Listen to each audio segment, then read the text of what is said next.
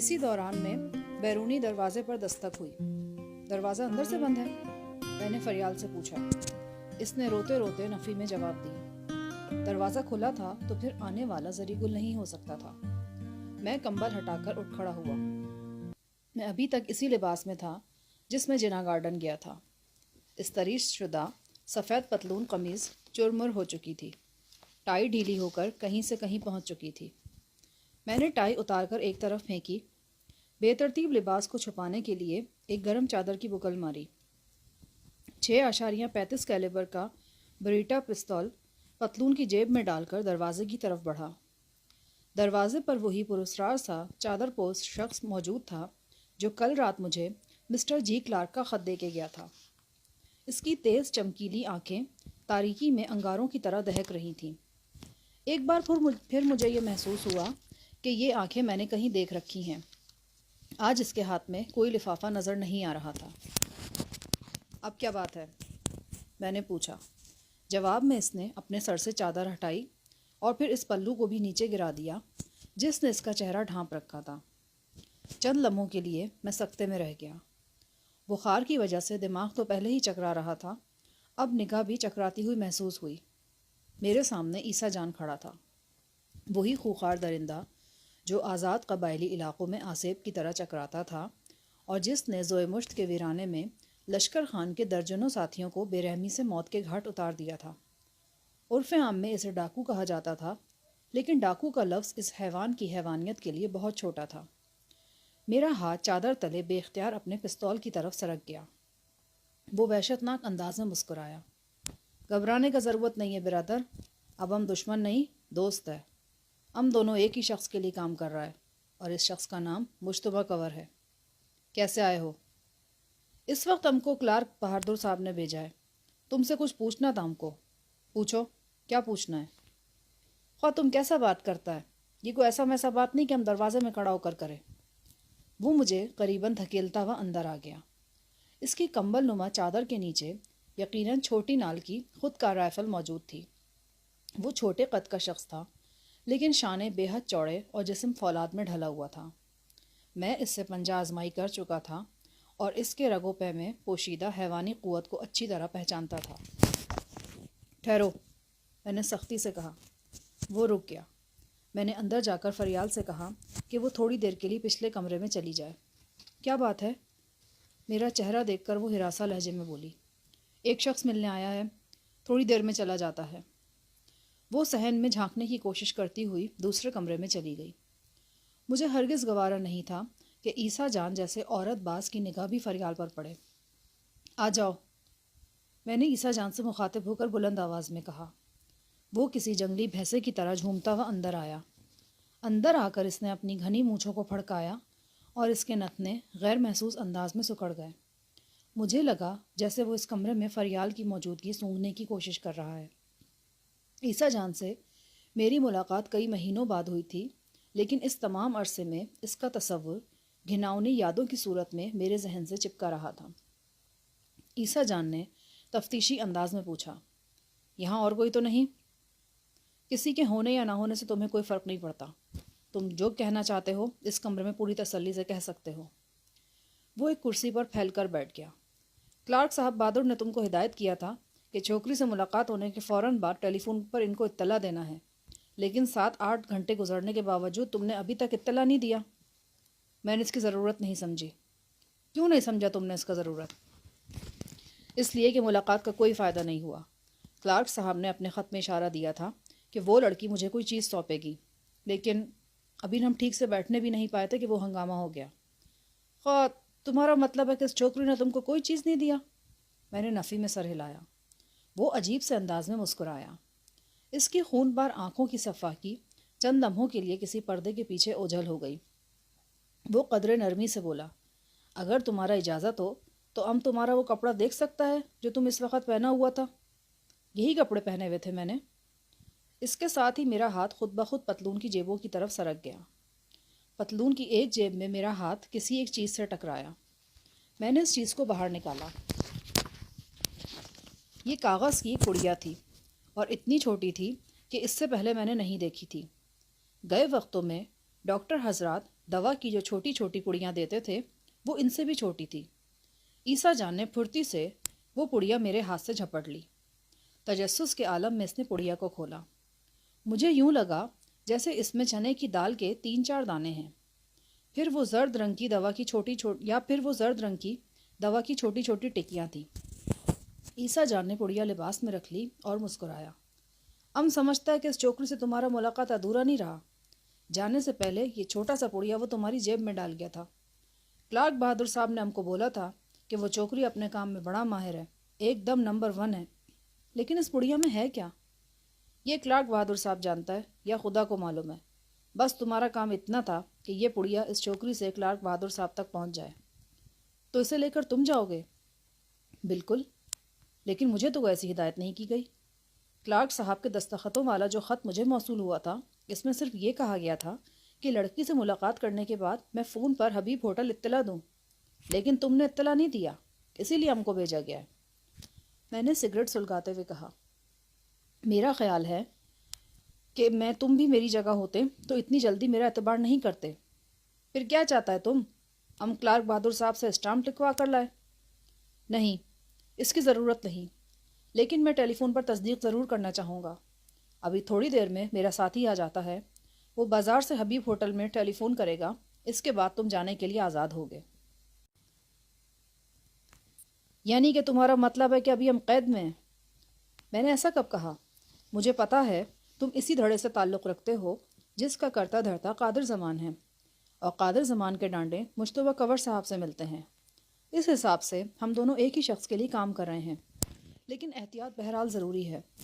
ये बात तुम भी जानते हो कि किसी बंदे के दिल का हाल किसी को पता नहीं होता। तुम ठीक कहता है, ईसा जान ने कहा और अजीब जुनूनी से अंदाज में चादर हटाकर खुद का राइफ़ल मेरी तरफ सीधी कर ली। मैंने देखा 7mm का सेफ्टी लॉक हटा हुआ है और ईसा जान की उंगली लबलबी पर है। मेरा हाथ पतलून की फूली हुई जेब की तरफ बढ़ा। खबरदार, कोई चालाकी मालाकी दिखाए तो भून के रख देगा। इसके लहजे में बला की सफाकी थी। मैंने अपना हाथ जेब से दूर कर लिया। वो कड़क कर बोला, अपना चादर उतार कर एक तरफ रख दो। मैंने चादर उतार दी। इसने टांग चलाकर कमरे का अंदरूनी दरवाज़ा खोल दिया। फरियाल इस कमरे में मौजूद थी। गालिबन वो दरवाजे के साथ लगी अंदर होने वाली गुफ्तगू सुन रही थी। दरवाज़ा झटके से खुला तो वो लड़खड़ा कर एक कुर्सी से जा टकराई। ट्यूबलाइट की रोशनी में इसके सफ़ेद चेहरे पर जर्दी खंडी हुई नज़र आ रही थी।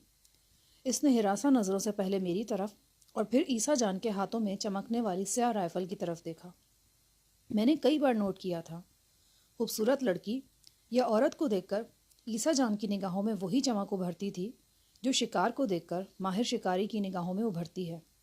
वो अजीब से अंदाज में मुस्कुराया। को पहले ही शुबा था कि यहाँ कोई छोकरी मोकरी मौजूद है।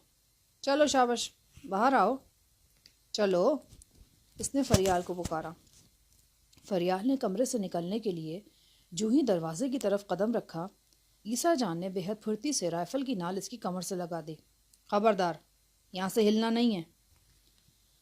इसकी निगाहें बदस्तूर मुझ पर जमी थीं।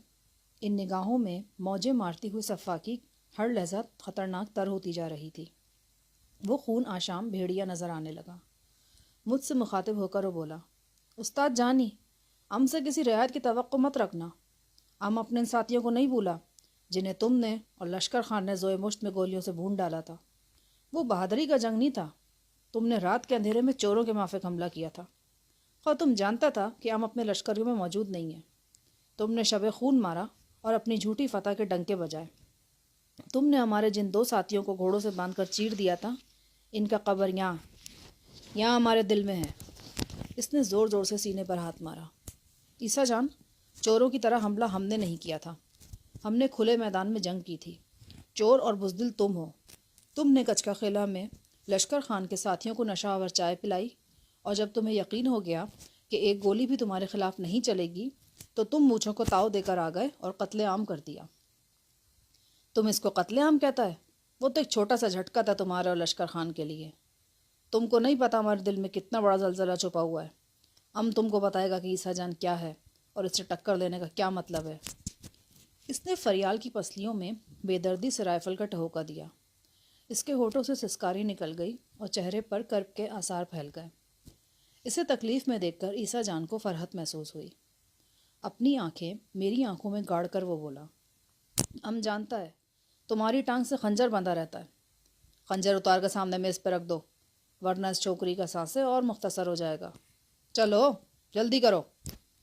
میں نے جھک کر پتلون کا پائنچہ اٹھایا اور باریک تسموں سے بندھا ہوا خنجر غلاف سے نکال کر میز پر رکھ دیا۔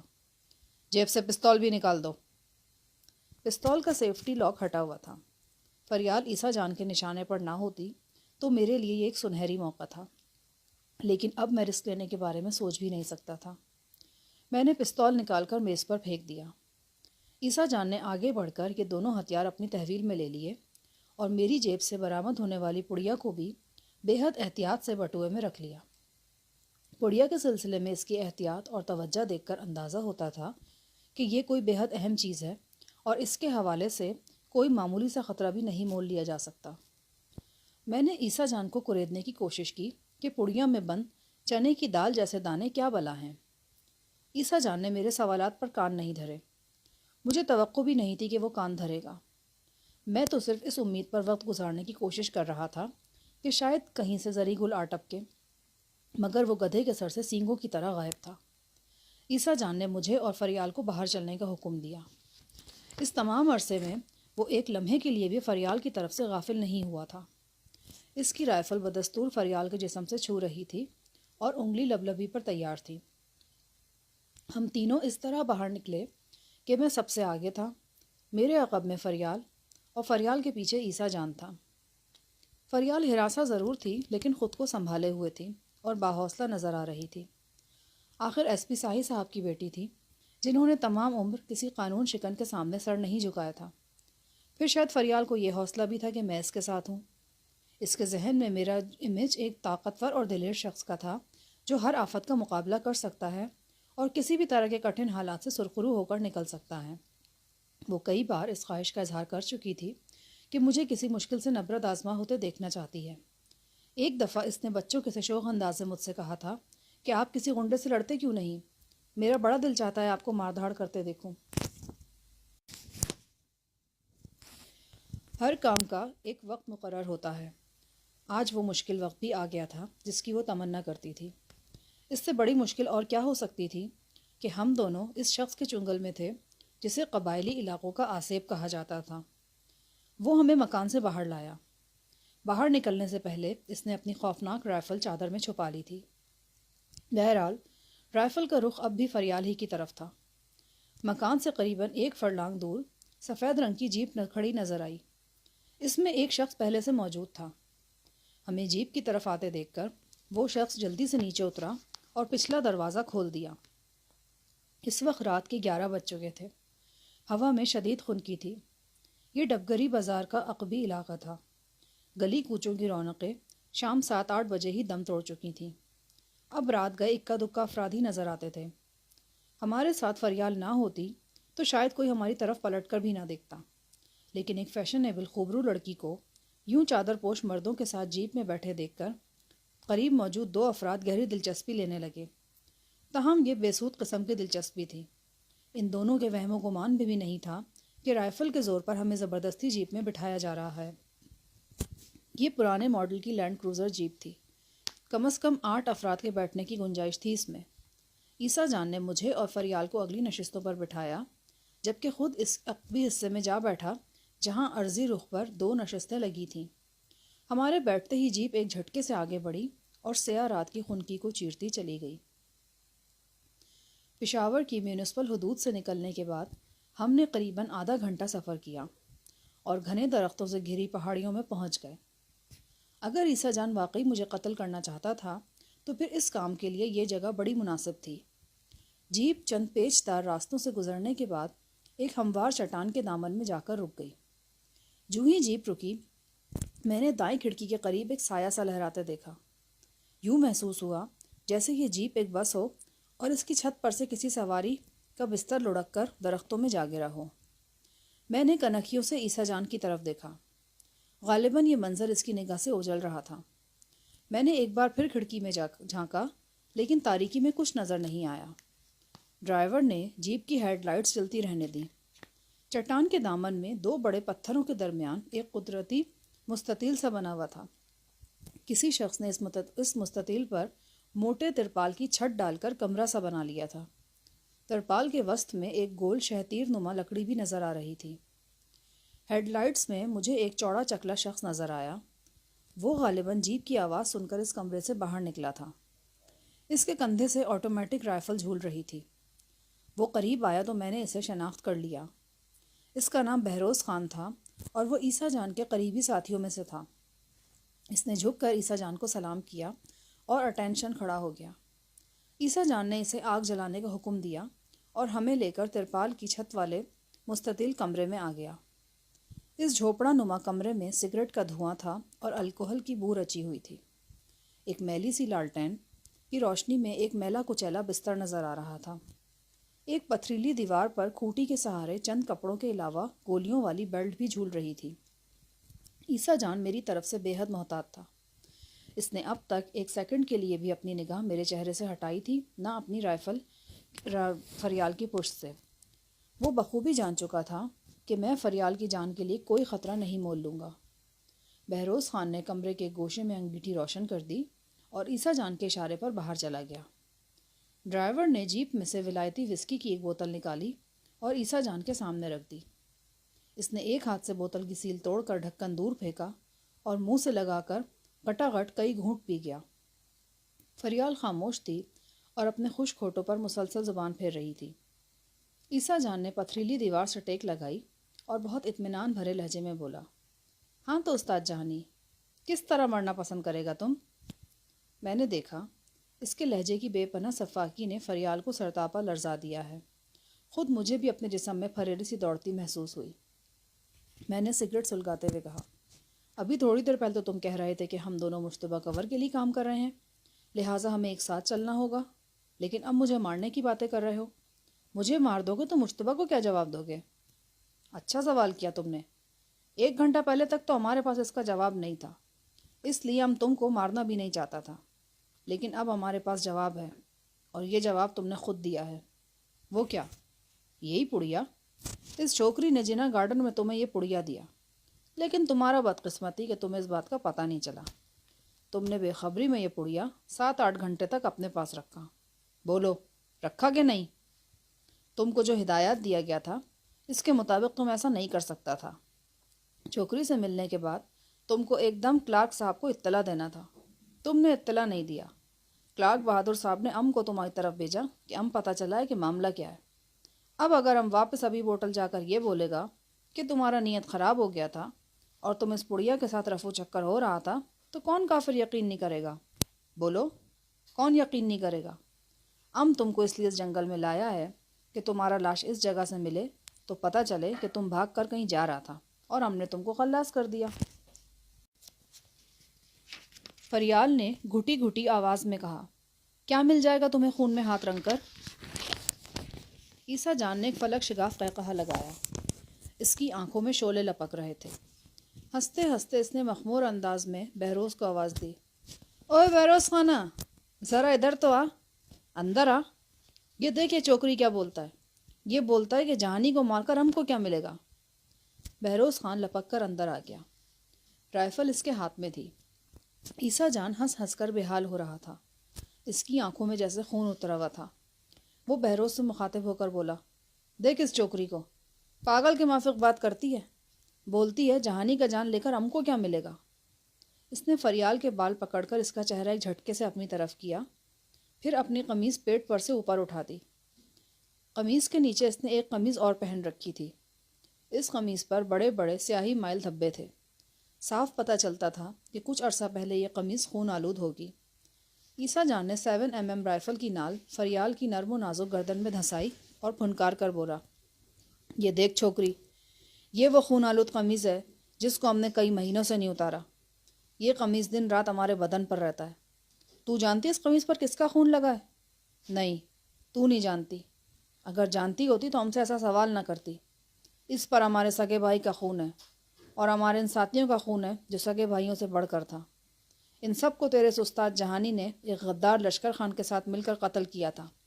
ہم نے قسم کھا رکھا ہے کہ جب تک لشکر خان اور جہانی کو نہیں مار لے گا کہ قمیص جسم سے جدا نہیں کرے گا۔ آج ہم تمہاری آنکھوں کے سامنے استاد جہانی کا وہ حشر کرے گا کہ جو سنے گا اپنے کانوں کو ہاتھ لگائے گا۔ عیسیٰ جان کی گھن گرج اور اس کی آنکھوں میں لہراتی ہوئی دیوانگی دیکھ کر فریال رونے لگی۔ وہ بہت دیر سے ضبط کیے ہوئے تھی، لیکن آخر گوشت پوش کی نوعمر لڑکی تھی۔ کوئی پتھر کا شخص بھی ہوتا تو عیسیٰ جان کے غضب کا بھونچال اسے ٹکڑے کر دیتا۔ عیسیٰ جان ایک ہیبت ناک انسان تھا اور اپنی تمام تر ہیبت ناکی سمیت آگ اگلنے والا بے رحم دیوتا نظر آ رہا تھا۔ مجھے یاد آیا کہ ایک موقع پر غزالہ نے مجھے عیسیٰ جان کے خون آلود کپڑوں اور اس قسم کے بارے میں بتایا تھا جو عیسیٰ نے جوش انتقام میں کھا رکھی تھی۔ غزالہ شاید قادر زمان کی حویلی میں اس کی اہلیہ ترنم کا معائنہ کرنے گئی تھی۔ عیسیٰ جان بھی اپنے کچھ ساتھیوں کو لے کر وہاں آ گیا تھا۔ غزالہ نے دروازے کے پیچھے سے عیسیٰ جان اور قادر زمان وغیرہ کی باتیں سنی تھیں۔ اس وقت تک عیسیٰ جان اپنے ساتھیوں کے بدلے میں لشکر خان کے درجنوں افراد کو قتل کر چکا تھا اور بہت سے لوگوں کو اس نے سرنگ میں بند کر کے ہلاک کر دیا تھا۔ پھر بھی اس کی آتش انتقام سرد ہونے کے بجائے بھڑکتی چلی جا رہی تھی۔ اس نے قادر زمان کو بتایا تھا کہ مجھے اور لشکر خان کو ختم کرنے تک وہ اپنا خون آلود لباس نہیں اتارے گا۔ اس واقعے کو کئی مہینے گزر چکے تھے اور وہ لباس آج بھی عیسیٰ جان کے جسم پر تھا۔ روتی ہوئی فریال کو عیسیٰ جان نے اپنی رائفل سے ٹہوکا دیا۔ کیوں رو رہی ہے تو؟ چپ کر، ابھی تم کو رونے کا بہت موقع ملے گا۔ اچانک کمرے کے باہر سے ایک مدھم آواز آئی، یوں لگا جیسے کوئی تیزی سے بھاگا ہو۔ پھر ایک کربناک کرہا گونجی، کوئی دھم سے پختہ زمین پر گرا۔ عیسیٰ جان کے چہرے کا رنگ بدل گیا۔ وہ بوتل ایک طرف پھینک کر تیزی سے اٹھا اور باہر کی طرف لپکا۔ تاہم ایسا کرتے ہوئے بھی اس کی رائفل کا رخ بدستور فریال کی طرف رہا تھا۔ جو ہی وہ کمرے کے دروازے کے پاس پہنچا، دروازہ ایک دم کھلا۔ یہاں میں یہ بتاتا چلوں کہ کمرے کی چھت کی طرح دروازہ بھی ترپال کا تھا۔ ایک بھاری بھرکم سا پردہ تھا جسے اوپر کی طرف اٹھا کر کمرے میں آنے جانے کا راستہ بنایا جاتا تھا۔ جو ہی عیسیٰ جان دروازے کے پاس پہنچا، کوئی تند بگولے کی طرح اندر داخل ہوا۔ میں نے اس کی صرف ایک جھلک دیکھی اور دنگ رہ گیا۔ وہ زری گل تھا۔ اس کے ہاتھ میں وہی رائفل تھی جو تھوڑی دیر پہلے بہروز خان کے ہاتھ میں نظر آ رہی تھی۔ کمرے میں داخل ہوتے ہی زری گل نے رائفل سیدھی کی، لیکن اس کی بدقسمتی کہ عیسیٰ جان اس وقت تک اس کے سر پر پہنچ چکا تھا۔ عیسیٰ جان نے پورے زور سے اپنی رائفل زری گل کے رائفل پر ماری۔ اس ضرب سے نہ صرف زری گل کے ہاتھ میں پکڑی ہوئی رائفل نیچے جھک گئی، بلکہ اس کا خمدار میگزین بھی جدا ہو کر فرش پر گر گیا۔ عیسیٰ جان نے میگزین گرتے بھی دیکھ لیا تھا، لہٰذا اس نے زری گل کے جسم کو نشانہ بنانے کے بجائے اس کے پاؤں کے قریب فرش پر گولیاں چلائی۔ ٹریگر دبتے ہی خوفناک دھماکوں سے زری گل کے پاؤں میں چنگاریاں بکھر گئیں۔ وہ اچھل کر دور ہٹ گیا۔ یہ سب کچھ 1 سیکنڈ کے مختصر وقفے میں ہوا۔ میرا اور عیسیٰ جان کا فاصلہ کافی زیادہ تھا، ورنہ یہ موقع میرے لیے سنہری ثابت ہوتا۔ جو ہی میں اپنی جگہ سے کھڑا ہوا، عیسیٰ جان نے تڑپ کر رائفل میری طرف سیدھی کر لی۔ خبردار! وہ حلق کی پوری گنجائش سے چیخا۔ اس وقت میں نے دیکھا کہ عیسیٰ جان کا ڈرائیور توپ سے نکلے گولے کی مانند کمرے میں داخل ہوا اور زری گل سے لپٹ گیا۔ زری گل بھی بکھرا ہوا تھا۔ دونوں پوری شدت سے گتھم گتھا ہو گئے۔ عیسیٰ جان ایک گوشے میں جا کھڑا ہوا۔ وہ اس زاویے سے کھڑا تھا کہ بغیر رخ پھیرے زری گل اور مجھ پر گولی چلا سکتا تھا۔ فریال مجھ سے لپٹی ہوئی تھی، لہٰذا وہ بھی عیسیٰ جان کے نشانے پر تھی۔